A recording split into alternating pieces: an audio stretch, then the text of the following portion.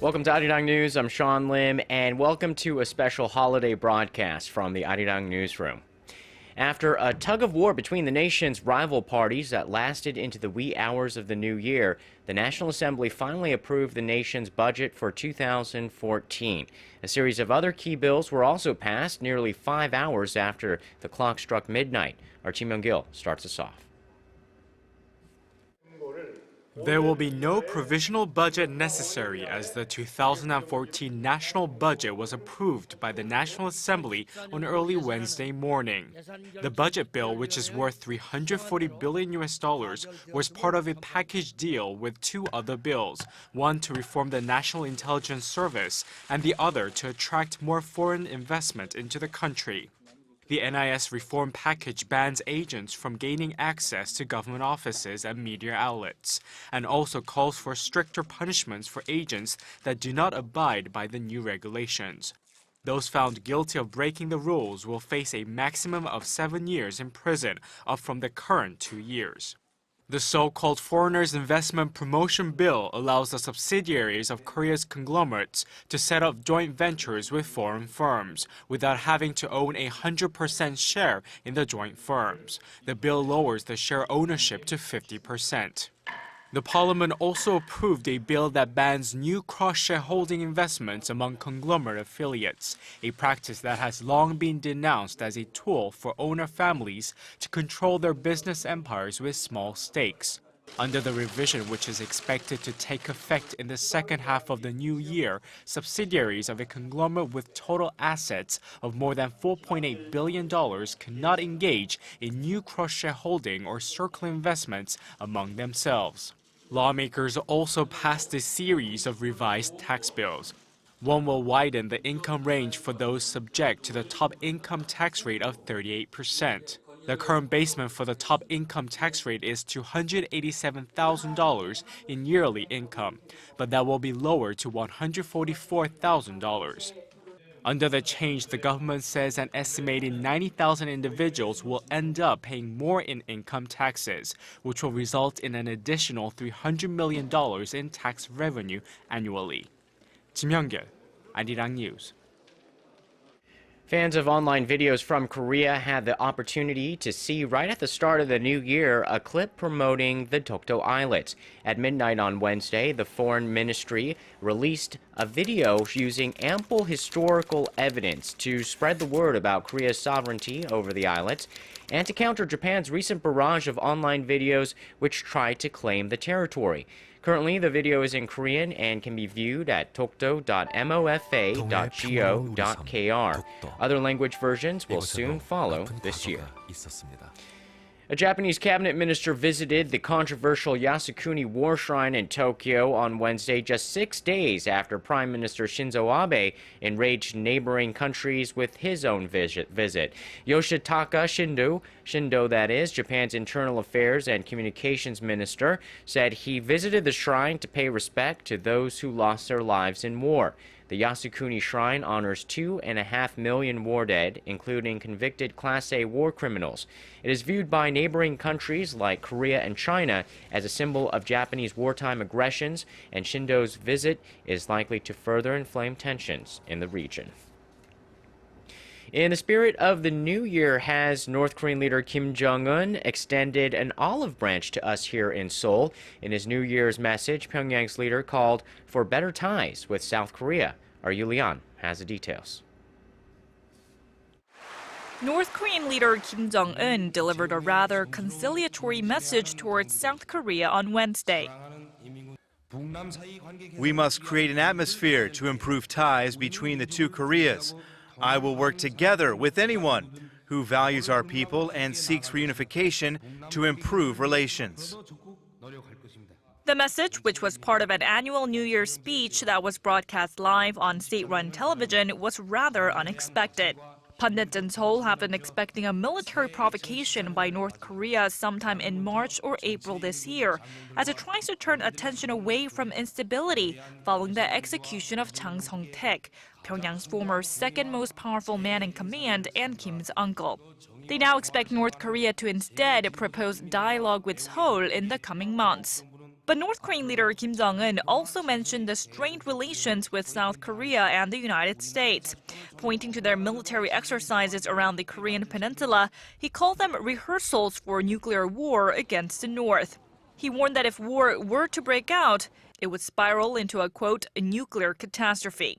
Now, as for the execution of Chang Song-taek, Kim did not mention him by name. He instead chose to refer to him as a factionalist filth and said that removing him has strengthened the ruling Workers' Party. Chang was executed in mid-December after being charged for trying to overthrow the government. Also on Wednesday, Kim, with his wife Lee Seol-ju and a group of top officials, made their annual visit to the Kumsusan Palace of the Sun to pay respects to the regime's two late leaders, Kim Il-sung and Kim Jong-il, whose bodies lie in state there. Yurian, ARIRANG News. The Korea Railway Corporation is doing all it can to normalize train services following a 3-week-long union strike that officially ended on Tuesday. Although all union workers are back on the job, Korail-operated services are not running at full capacity just yet. Subways are to resume normal operations on January 6th and all train services on January 14th. As of Wednesday, KTX bullet train operations were running at 72% of the normal levels. The Semal and Mugunghwa train services at 56% and 62% respectively, and cargo train services at 30%. Train ticket reservations for the upcoming Lunar New Year holiday will begin next Tuesday. Despite slowing global trade in 2013, Korea posted a record trade surplus of $44 billion last year, up 2% from the previous year. The Trade Ministry on Wednesday said the surplus was due to a steady growth in exports on the back of increased outbound shipments to countries like China and the United States. Looking ahead, however, the ministry says Korea's trade surplus may shrink as there are concerns over the U.S. Federal Reserve's stimulus tapering, slowing economic conditions in emerging countries, and the strengthening Korean won. And on New Year's Day, the first Russian tourists to take advantage of the Korea-Russia visa waiver program arrived by boat in Sokcho port on Korea's east coast. During Russian President Vladimir Putin's visit with President Park Geun-hye in Seoul last November, the two leaders signed an agreement for a visa-free travel program to boost tourism, trade, and overall relations. Under the scheme, which took effect on Wednesday, citizens of either nation can visit the other without a visa for up to 60 days and up to 90 days in total over a 6-month period.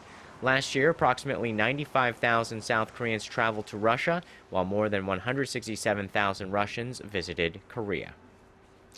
Moving on now to the ongoing civil unrest in South Sudan, the South Sudanese government and rebels were set to begin talks in neighboring Ethiopia late Wednesday in a bid to end weeks of violence that has left over 1,000 people dead. President Salva Kiir and rebel leader Riek Machar sent delegations to Addis Ababa to hash out the details of a peace agreement. The talks come as the South Sudan government acknowledged that it lost the key town of Bor to rebel forces.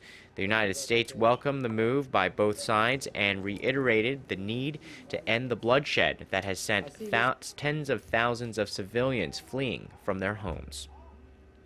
Well, it may not come immediately to mind, but Seoul has become a world-class theater town, and musicals are the new hot ticket in the nation, with a number of popular films and novels being transformed to fit their Korean audiences. Our Kim Ji-yeon takes a look at what's drawing people to the theaters. Musicals are booming not just in the Big Apple, but right here in Seoul as well. They're gaining more mass appeal by casting well-renowned Korean wave Hallyu stars to draw in new fans to the theater. And some of these musicals, which are based on Western novels or films, have been reimagined to fit their Korean audiences. Some of the hottest musicals in Korea this season include The Three Musketeers, which features TV stars turned musical actors Shin Sung-woo and Yoo Jun-sang, who both play the role of Athos, and Kim Min-jong as Hermes. Based on the novel by Alexandre Dumas, the musical recounts the adventures of a young man after leaving home to travel to Paris, where he meets friends who live by the motto, all for one and one for all. Another musical, Ghost, stars 26-year-old actor Chu Won as the male lead of Sam Wheat, and singer-turned musical actress Ivy as the female lead of Molly Jansen. The musical is based on the 1990 American film Ghost that starred Patrick Swayze and Demi Moore, in which Sam, with the help of a psychic, returns to Earth as a ghost to save Molly from falling into danger. The famous song from the movie soundtrack Unchained Melody is presented in an acoustic version in the musical. Kim Ji-yeon, Arirang News. It was a relatively mild winter day here in Seoul. Clear skies started in 2014 here in the nation thanks to a high pressure system from China. And on Thursday, we can also expect to see clear skies, and temperatures will reach similar highs, but a touch cooler at 2 to 12 degrees Celsius.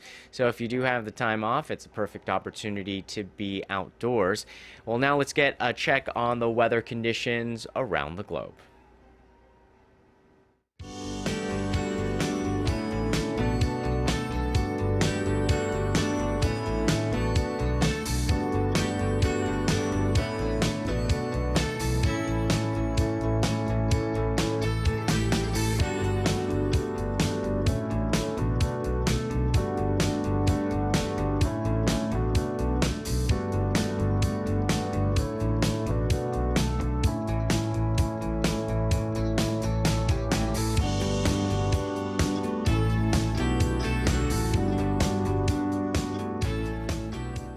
And that's all from the Arirang Newsroom at this hour. I'm Sean Lim. Thanks for watching. We'll see you soon.